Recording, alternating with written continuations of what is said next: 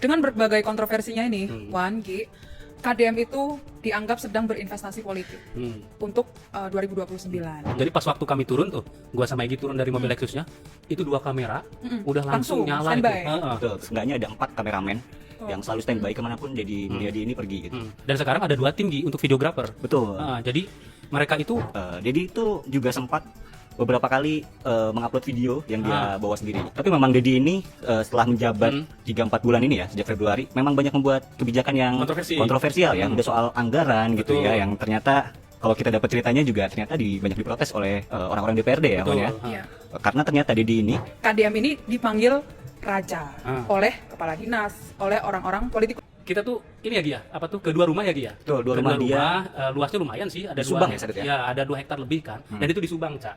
Di Subang, jadi ternyata dia tuh bukan asli Purwakarta, meskipun dia Bupati Purwakarta. iya. Ternyata dia tuh tinggalnya di Subang dan besar sampai SMA itu di Subang. Rumahnya itu ada 2 hektar lebih di 2 lokasi, berdekatan sebetulnya apa tuh sekitar 1 kilometer lah. Tapi seperti apa rumahnya? Ya apa namanya secara arsitektur Sunda ya, misalnya dari atapnya, lalu kemudian juga ada banyak patung di sana, ornamen-ornamennya ornamen meskipun lengkap ya? kayak campuran juga dengan misalnya ada payung Bali ya. Betul. Oh. Lalu kemudian juga dindingnya itu dikasih bata merah, itu lambang kecirebonan ya, kesultanan Cirebonan.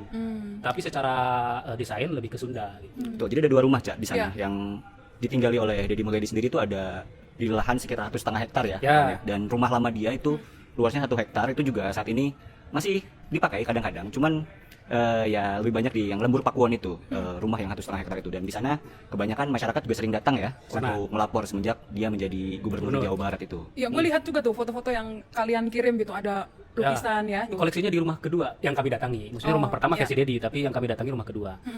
Lukisan itu banyak itu, selain lukisan Nyi Ratu Kidul, bahasanya Nyi Ratu Kidul. Nyi Ratu ya. Lalu kemudian juga ada lukisan dia yang menunggang kuda. Lalu kemudian di bawahnya itu ada 2 ekor harimau. Harimau putih. Apa maksudnya itu? Nah, kami tanya, Akang udah kayak raja ini. Wah, bukan raja itu. Masuk mah. ke barat. Karena di sampingnya ini, di samping ruangan lukisan itu ada juga ruangan lain yang khusus menyimpan kereta kencana. Ada 2 tuh kereta kencananya. Lalu kemudian peralatan gamelan, ada beduk. Semuanya dibungkus dengan kain tipis putih. Oh. Dan itu peralatan itu hanya gamelannya ya, itu hanya dipakai setahun sekali paling ya, Iya. ketika hari-hari khusus saja gitu kalau kata Deddy. Ya untuk upacara misalnya bentuk rasa syukur terhadap panen misalnya kira-kira kayak gitulah. Tapi menarik, ada informasi bahwa kereta kencananya KDM ini pernah dipinjam Jokowi ketika masih menjadi presiden 2023 untuk HUT kemerdekaan RI. Oke. Jadi Jokowi itu meminjam lah ya, meminjam langsung waktu itu kereta kencananya KDM dan dibawa langsung ke Istana Negara. Waktu 2023 itu sebelum pindah ke IKN ya upacaranya gitu. Tapi memang kereta itu kalau kata Deddy juga dibuatnya memang di Solo, Cak. Jadi mungkin itu juga kenapa Jokowi kemudian meminjam kereta itu. Oh, tapi menarik, ada Raja Jawa, ada Raja Sunda. Wow. Jadi memang Dedi ini dipanggil sebagai raja itu udah lama, Ca. Sejak zaman dia menjadi Bupati Purwakarta.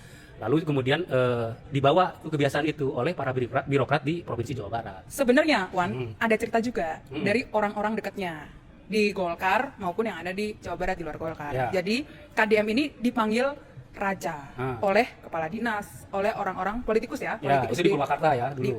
di Purwakarta, bahkan sampai ketika KDM sekarang jadi gubernur Jawa Barat gitu. Kenapa? Awalnya dulu ketika di Purwakarta itu KDM memanggil sekdanya dan beberapa kepala dinas yang dekat sama dia itu dengan sebutan Patih dan Mahapati. Nah, maka orang-orang di sekitar, wah dipanggil Patih Mahapati nih. Saya Berarti manggilnya raja dong iya, gitu. jadi Jadi bisa. dipanggillah raja. Sebelum menjadi raja tentunya pasti ada gurunya kan dia. Ada mentornya. Wan. Dan siapa, Cak, mentornya, Cak? Ade Komarudin. Senior ya. Senior politikus Golkar senior gitu ya. Memang Ade Komarudin atau Akom itu membawa Deddy Mulyadi ketika dulu Deddy Mulyadi di HMI, Himpunan Mahasiswa. Punya cerita Dedi sebelum dia berkarir di dunia politik Ca. Jadi dia awalnya sebagai pengusaha dulu, Ca. Jadi pengepul gabah. Lalu kemudian dia kumpulin gabah dari petani, lalu kemudian dia giling, bukan di penggilingan dia. Oke, di mana? Tapi ya di penggilingan orang, lalu kemudian dia jual ke pasar dan lain-lain. Dari situlah dia hidup lah. Lalu selain itu dia juga aktif di organisasi. Ya balik lagi lah, kira-kira kayak gitu nanti ke arah karir politik. Jadi Wan, selain juga dia punya usaha beras itu, dia juga punya usaha peternakan ya, sapi dan juga domba gitu ya. Ada sekitar 300 sapi gitu, dan itu sampai sekarang masih dijual untuk kurban gitu, dan banyak kemarin kita ya Banyak minatnya. Betul. Minatnya. Dan kita juga sempat lihat ya kandangnya ya. Bisnis konten. Wah, betul. Ya. Makanya disebut gubernur konten. Dan kemarin gua nanya tuh, karena dia sebagai gubernur konten, makanya kan dan subscribernya kan banyak juga ya. Ya. Ya tentunya lebih banyak dia daripada bocor halus ya. Jangan gitu dong. Betul, itu kan fakta gitu loh. Lalu gua tanya kan, Akang dapat berapa dari AdSense itu? Dia bilang, ada lah, yang penting buat bagi-bagi. Terus kalau sehari ngantongin berapa untuk bagi-bagi? 30 juta. Kan punya tim dong harusnya. Punya tim. Kalian lihat ya waktu itu ya? Langsung Iya, lihat. melihat banget itu. Jadi pas waktu kami turun tuh, gua sama Egy turun dari mobil Lexusnya, itu 2 kamera, udah langsung Langsung, nyala itu. standby. Heeh. Betul. Itu kalau kemarin kita ngobrol memang seenggaknya ada 4 kameramen yang selalu standby kemanapun Deddy Mulyadi ini pergi gitu. Dan ya sehari kalau kemarin kita ikutin ya itu dari pagi sampai malam itu ya mereka terus nempel bersama dia gitu. Betul. Hampir semua itu selalu standby kamera. Hanya di beberapa pertemuan privat mungkin mereka diminta Deddy untuk tidak mengambil gambar ya. Tapi sisanya ketika dia bagi-bagi duit dengan modal 30 juta tiap harinya itu gitu, atau ketika dia menyapa warga gitu. Itu dia selalu ada tim yang menempel dengan dia. Ya. Dan ternyata timnya ini sudah dia bangun sudah cukup lama Ya. gitu. Kalau bicara YouTube kan sekarang cukup besar ya. Dia Ya. itu ada sekitar 7 juta.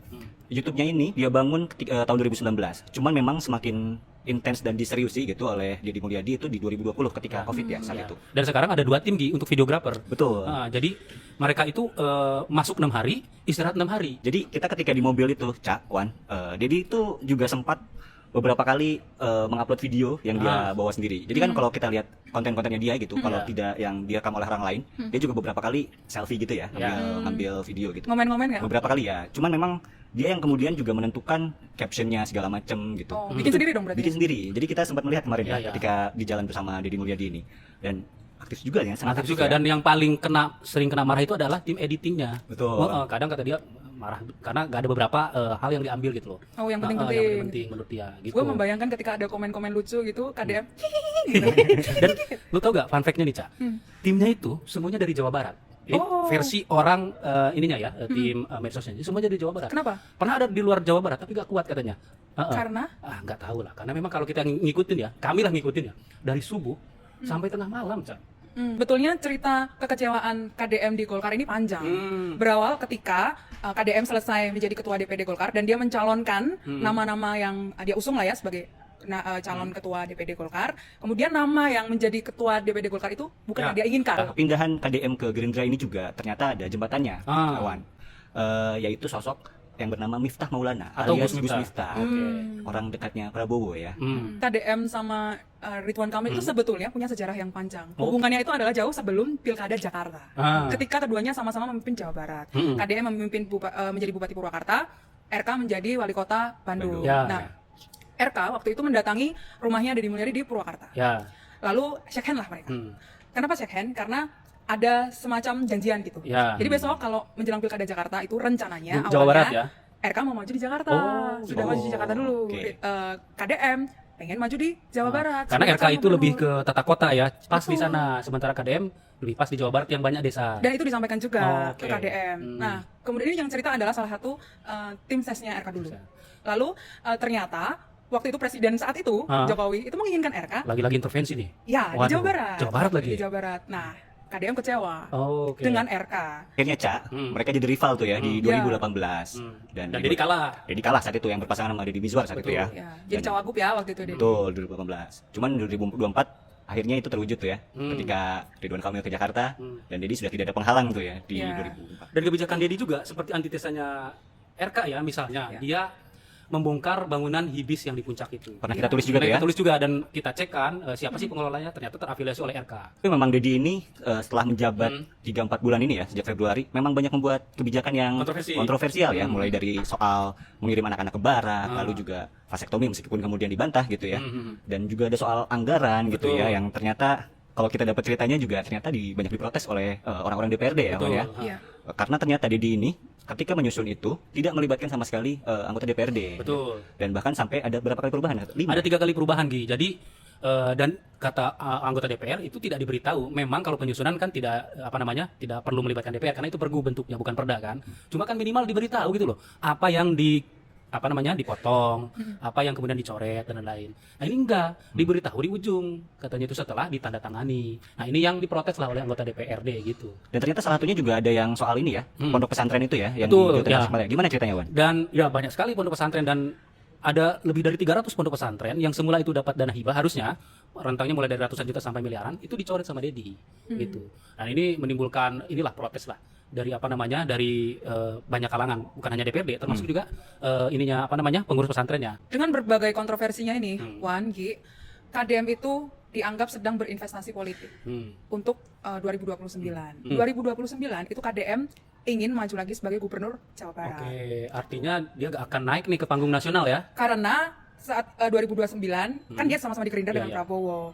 Dia itu tidak ingin vis-a-vis sama Oh. Prabowo. Tapi juga di internal Gerindra, KDM ini masih dianggap sebagai bukan sebagai Ancaman, ya? ancaman Prabowo gitu. Tapi memang dalam wawancara dengan kita pun ya Pak Di mobil ya? di mobil tuh dia memang mengatakan belum lah ya untuk menjadi kalau untuk 2029 Masih jauh gitu ya. ya masih jauh lah 2029 untuk menjadi cawapres ini.